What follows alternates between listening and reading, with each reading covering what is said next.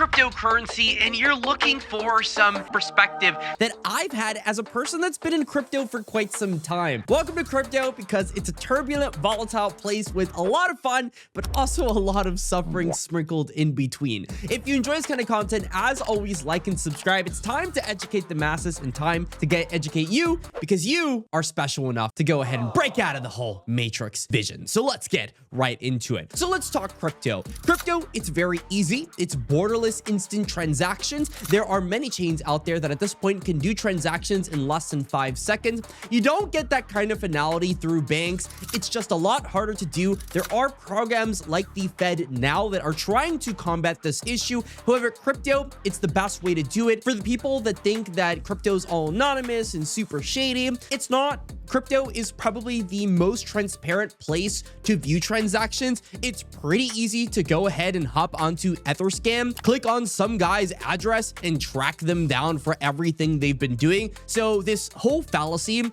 of the fact that crypto is so cryptic, it's not really the case. What crypto is really good at is allowing people to utilize technology to empower people in seamlessly instant transactions. It's simple as that. That's the TLDR of it all. Why would crypto gaming be important? Well, it's partially due to the fact that if you go onto your average game, there is no way currently to really transact on an open marketplace. But crypto has made it possible. There's plenty for brands to go ahead and sell assets. It's great to buy a game for $60, but how much better would it be if the monetization model was that this game was free, but that they made their money off secondary sales because their game is so awesome and people in the community want to go ahead and buy things and buy skins and transact in between. And then that guy in the gaming department makes his money because he takes a little bit of a cut off of every single transaction. So why crypto gaming makes a ton of sense right now. It's the easiest TLDR of why something like crypto and crypto gaming would make sense. So now that we have this out of there, let's talk about some of the key issues right now with crypto so we can best identify what to do. And I'm also going to give you a little bit of a guide as to how to trade cryptocurrencies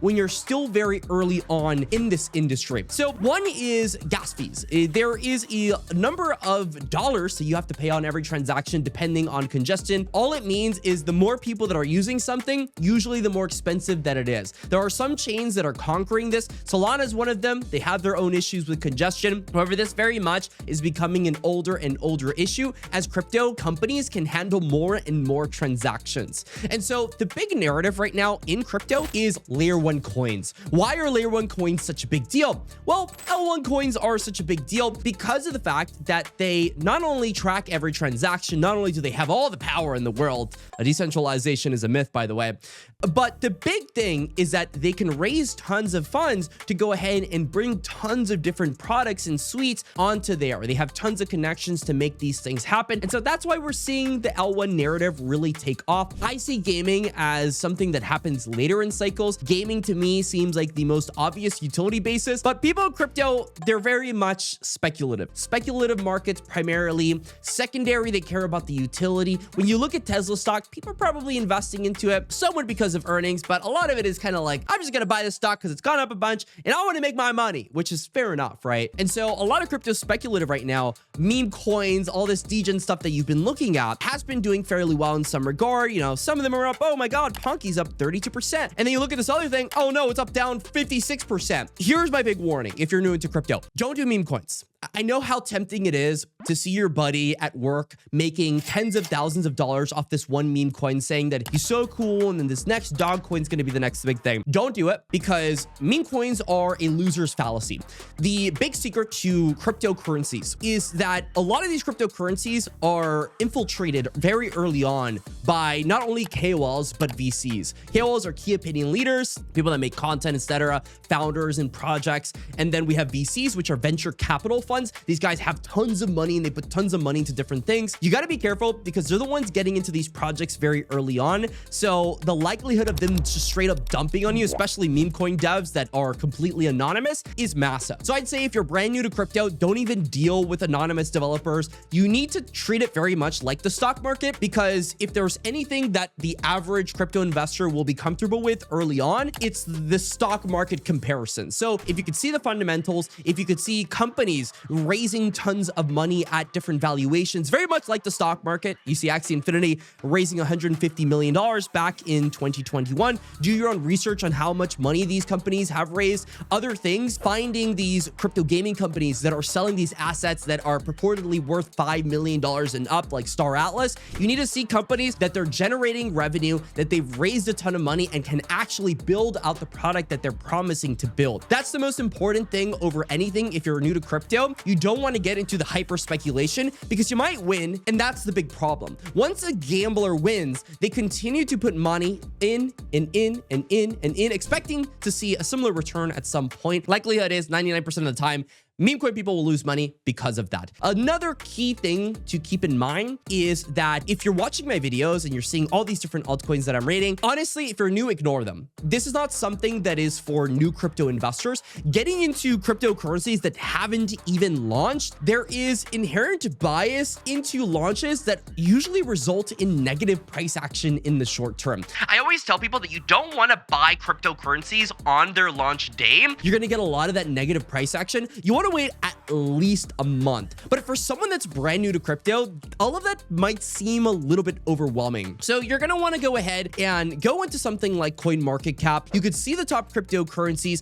Don't complicate it too much. Find what you're interested in. Personally, I'm interested in gaming. I have an extensive video game background. I was challenger in League of Legends, masters in StarCraft 2, spent a lot of time in the industry. So I understand how this stuff works. Find what you are best at. It doesn't have to be gaming. It could be literally anything, and get into the trenches. Learn exactly what these companies are doing. A great example of this would be looking at something like IMX, Immutable, and what they've been able to provide. Their big value proposition is the Immutable Passport. But had you just looked at this chart, you wouldn't have understood it. And another thing on top of that is that you should be looking at token unlocks. A beautiful website for this is token.unlocks.app. You could go ahead, plug in most cryptocurrencies, and you'll be able to see when these end up unlocking. As you can see here, Arbitrum, for example, is going to have 3% of their circulating supply unlocking here in 3 days. That's $131 million that's going to be unlocked onto a cryptocurrency that is worth $3 billion.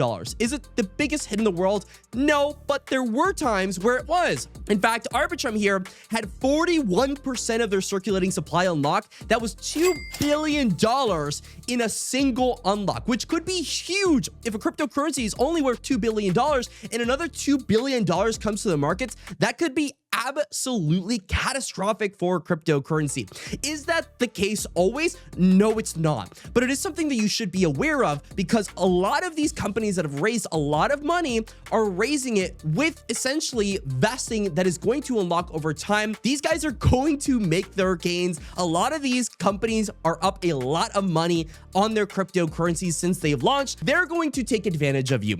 And another big difference that you should see is price versus market cap. If you go onto market cap, you're going to notice that the price versus the market cap is drastically different. And that's because of what exactly I just told you. If 41% of the supply is coming up, it's a lot harder for the price to kind of maintain itself. This is something you should be aware of, because just because the market cap for something is going up, just because the value as a whole of all these coins is going up, does not necessarily mean that your bag is going to be pumping. Good for you, however, is a lot of these coins came out back in 2021. These coins, you don't need to be worrying as much. And so I'd be like, you know, if you're trying to get into crypto, I would do a paper account. These are free accounts that you can open up. Maybe you even just track the value on Robinhood or whatever you're using. You should try out the markets, understand really what happens in terms of the ebb and flows. There are going to be days where these cryptos are just down 20%. There are going to be days where these cryptos are up 40%. That's just how the crypto markets go. You need to desensitize yourself. And during your first cycle, when you're not used to these movements, it's really easy to lose confidence in markets and run off. I've had plays before that have gone down upwards of 95% before hopping up over 10x and making me tremendous gains. It really depends on your risk appetite as well as your willingness to learn about these markets and how they actually work. That's the number one thing I have to tell you as someone that's getting into crypto right now, that crypto, it's a violent place. It makes you all kinds of sweaty. already, but it's very exciting at the same time. And so let's say theoretically you are ready to get into this stuff. First thing I would say is get a MetaMask account. You go ahead, look it up on Google. Make sure you don't get a scam link. It's metamask.io for the actual website. You're going to want to go ahead and download this extension. That's what I personally use for decentralized exchanges. There's plenty of them more, but if you're new to crypto, let's just simplify it as much as we possibly can. You get your MetaMask, get your seed phrase. Please write this down, put it somewhere safe in a vault somewhere, wherever you want to go ahead and put it. On MetaMask, copy to clipboard your address because you want to send funds to here so we can trade on our decentralized exchange. In this instance, we're buying Immutable X, which is on Ethereum. As you can see here, the contract on CoinMarketCap says Ethereum. Load up some money from your Coinbase account, which is pretty easy. All you're going to want to go ahead and do is hop onto your centralized exchange account. You're going to want to buy some Ethereum. So just, buy your Ethereum here, type ETH.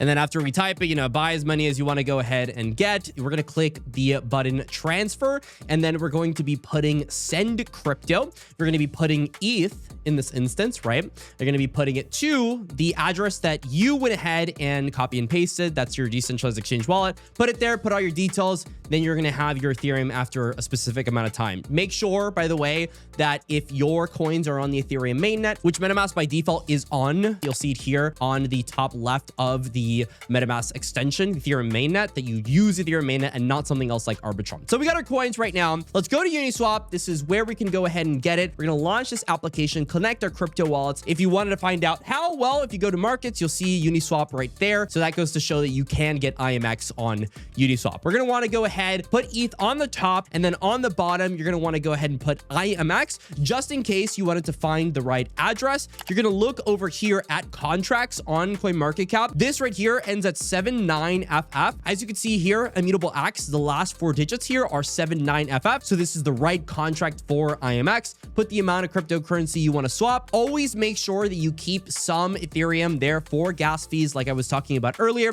I would keep at least $50 to $100 for swaps. You press confirm swap, and then all you do, press that confirm button, and you're pretty much good to go. You have your IMX coins. And so I hope I've helped you on your journey into the cryptocurrency markets. Smash the like button. Till the next time, stay classy. And that's all.